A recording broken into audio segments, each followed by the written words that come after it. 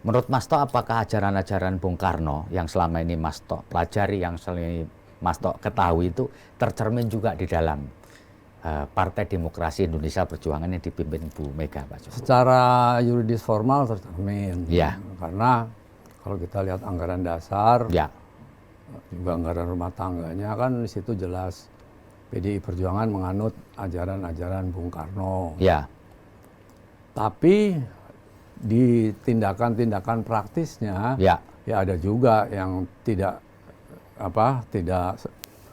bukan tidak sesuai, tidak menurut kepada sistem ajaran Bung Karno. Walaupun banyak yang ya, mengikuti ajaran Bung Karno. ya. Jadi sebenarnya ada yang tercermin, ada yang dalam praktisnya memang Tidak. tidak, ya. Apakah Mas Tok juga sering berdiskusi dengan Bu Mega terkait dengan bagaimana representasi ajaran Bung Karno itu dicerminkan melalui PDI Perjuangan? Kalau diskusi sih nggak jarang ya, nggak Jarang, pernah. ya? Apalagi zaman COVID begini, Iya. ya, ketemu aja mesti cari waktu. Ya, Karena Bu Mega sendiri kan terbatas waktunya. Ya. Dan benar-benar jaga diri benar, jangan sampai virus COVID ini masuk. Ya. Ya nggak kalah lah sama presiden. Kita mau ketemu presiden mesti PCR ya, 1 hari sebelumnya. Ketemu Bu Mega juga gitu. Sekarang mesti PCR 1 hari sebelumnya. Nah kalau dulu kan sebelum ada pandemi. ada setan siluman COVID-19 ini kan, saya ke Teguh Umar kan belas belus saja. Sekarang mau masuk, belum PCR-nya, mesti balik mana PCR. Ya, ya. Tapi kalau ketemu ya kita lihat suasana aja. Kalau Meganya nanya sesuatu ya saya kasih pandangan. Tapi kalau dianya diam aja ya kita ya nggak ngomong yang politis. Ya, ya, ya.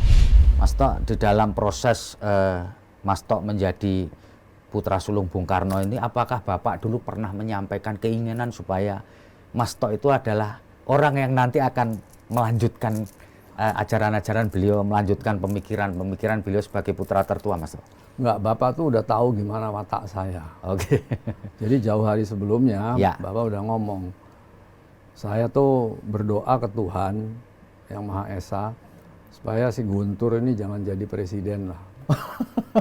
Karena Bapak tahu watak saya. Oh gitu ya? Saya tuh paling paling nggak seneng ada protokoler. Oh gitu. Ada pengawalan, ada semacam-macam, jemput tamu negara mesti pakai sipil lengkap, dasi apa segala macam. Ini untung aja saya kesini pakai batik bagus gini. Tadinya saya pakai blue jean biasa, kaosan gitu.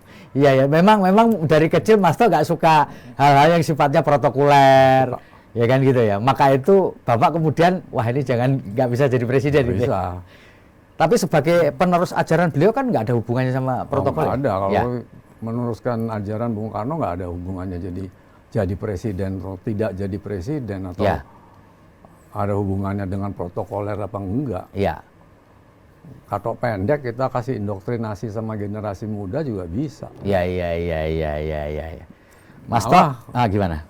Untuk generasi muda mungkin saya akan pakai jin belel yang robek-robek ya, supaya mereka lebih tertarik dong. Lebih nyaman ya? Lebih nyaman. Iya.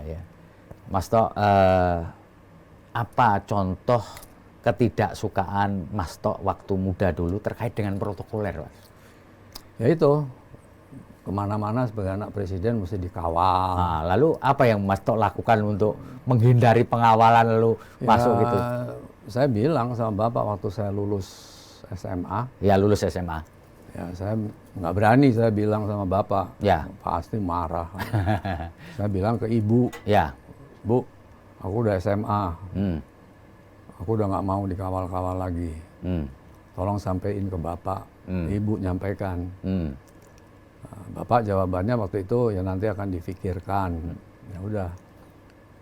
Rupanya Bapak nanya ke Komandan Detasemen Kawal Pribadi, Mangil Martowijoyo. Ya. Pak Mangil nggak berani menjamin kalau sampai ada apa-apa pusing nanti. Terus ke Komandan Ajudan Senior waktu itu belum komandan, Kolonel Sabur. Dia juga nggak berani. Lebih baik jangan, Pak. Pokoknya nggak ada yang berani lah. Iya. Ya udah. Jadi Terus waktu saya tanya satu pagi, Pak, gimana nih mengenai pengawalan? Aku nggak mau lagi dikawal. Aku udah SMA, udah lulus nih. ya, Bapak waktu itu nanya, kamu setelah lulus mau kemana? ya, Nerusinnya. Aku mau ngikutin 2. Satu, aku mau masuk Akademi Angkatan Laut. Kedua, kalau enggak ya ke ITB Bandung. Mana yang manggil duluan aku masuk. ya. Bagus dua-duanya. Ya tapi tuh soal pengawalan gimana? Memang kenapa sih kalau kamu dikawal, kan mereka kan cuman kalau di mobil duduk aja kan di sebelah. Saya waktu itu udah dapat hadiah mobil sport Karman Gia kan. Jadi kan sempit itu Karman Gia tuh, kalau kita duduk ada pengawal di sebelah tuh boleh katakan ini kita kan udah nempel. Ya. Atau duduk di belakang dia juga itu sempit. Ya terus saya bilang, ya habis gimana Pak? Pacar aku ini mau minta putus sekarang. Pacar minta putus ya? Bapak bilang, loh kenapa kamu pacar kamu minta putus? Ya gimana? Dia nggak pernah aku cium. Loh, kamu jangan bikin malu bapak ya, masa nyium wedok aja nggak berani kamu. Paling banter kamu ditampar. Ya terus saya bilang aja, saya enteng aja. Bapak kalau dicium di belakang ada pengawal apa mau? Ditonton gitu. Iya. Mikir bapak. Iya. Oh iya bener juga ya, saru ya. Iya, saru. Ya udah tuh bapak bilang, ya udahlah bismillah, bulan depan kamu bebas dari pengawalan. Udah. Jadi sejak saat itu saya di Bandung udah nggak ada yang ngawal. Oh iya, di Bandung nggak ada yang ngawal ya, Mas Tok ya. Menurut Mas Tok sebenarnya apa memang keluarga Bung Karno harus jadi pemimpin politik di tingkat nasional, Mas Tok? Kalau menurut saya, ya, pemimpin politik nasional, tegasnya presiden, ya, tidak harus keluarga Bung Karno. Kenapa? Orang lain punya kesempatan yang sama. Dan mereka berhak, nggak bisa kita halangi, nggak boleh kayak apa. Ya. Nah, hanya kalau menurut saya, yang pantas memimpin Indonesia ini harus seorang pemimpin, boh lanang, boh wedok, ngerti toh lanang, perempuan atau laki. Itu yang harus berada di hatinya basis massa. Jadi saya selalu melihat basis massa.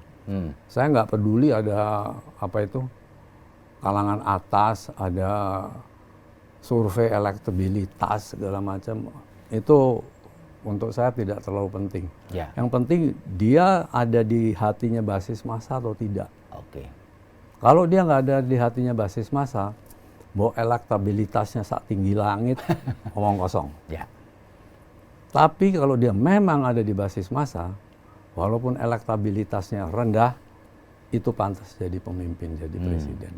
Jadi kalau saya selalu melihatnya di basis massa. Dan saya selalu coba nanya-nanya di basis massa itu. Nanyanya gampang aja, misalnya apa, tukang ikan yang suka ke rumah, saya nanya, beli ikannya Pak? Saya kan piara ikan hias. 10, dah. Waktu mau bayar, saya tanya, namanya si Udin kan. Din, ini nanti kalau ada pemilihan presiden, kamu milih siapa? Dia sebut nama. Yakin tuh kamu? Iya, saya cuma milih dia aja. Ya udah nih, duitnya ambil. Ini bayar ikan loh, bukan bayar tadi. Udah. Nah dari berbagai yang hal begitu yang saya coba, di Bandung, misalnya di Jawa Barat, segala macam, saya bisa tahu siapa yang sebetulnya sekarang ini sudah mulai tertanam di basis-basis massa. Itu ya? Ya, saya nggak usah sebut nama. Iya. Tapi ya pastinya ya Febi udah tahu lah. Dari situ apakah itu juga nanti akan diturunkan supaya putrinya Mas Tok ini bisa melanjutkan pemikiran-pemikiran ajaran Bung Karno untuk masa-masa ke depan? Kalau Putih, Ya, sejak SR saya udah didik dia sejak SR ya. ajaran-ajaran Bung Karno. Ya. Sehingga sekarang ini saya udah katakanlah lepas dia berkreasi, berpolitik sendiri Ya. lah. Untuk saya udah matang lah dia. Nah, dia mau jadi apa, dia udah matang deh. Dan banyak orang nggak tahu sebetulnya Putih itu Ya. selama sebelum pandemi dia itu jadi pengajar, dosen terbang Ya. dari universitas di Jepang, Ya. Universitas Konkushikan, untuk mata kuliah masalah-masalah Bung Karno Ya. dan masalah-masalah Indonesia. Ya. Nah, tapi sejak pandemi stop dulu. Gitu. Jadi kalau untuk saya ya Putih, saya Sudah matang ya matang. untuk memahami Iya. pola pikir, ajaran dan nasionalisme kebangsaan Bung Karno ya, Mas Tok ya. Hanya dia sekarang itu karena udah 3 periode tuh di legislatif. Iya. Saya hanya menginginkan dia ada 1 periode dia masuk ke eksekutif. Ya. Supaya dia kulino. Ya. Karena ada perbedaan langgam kerja antara legislatif Dengan sama eksekutif, ya. Cuman itu aja. Di zaman pemerintahan Pak Susilo Bambang Yudhoyono dan kebetulan mewakili keluarga untuk menerima itu adalah Mas Tok sebagai putra tertua. Bisa diceritakan Mas Tok proses bagaimana Bung Karno mendapatkan gelar sebagai pahlawan nasional?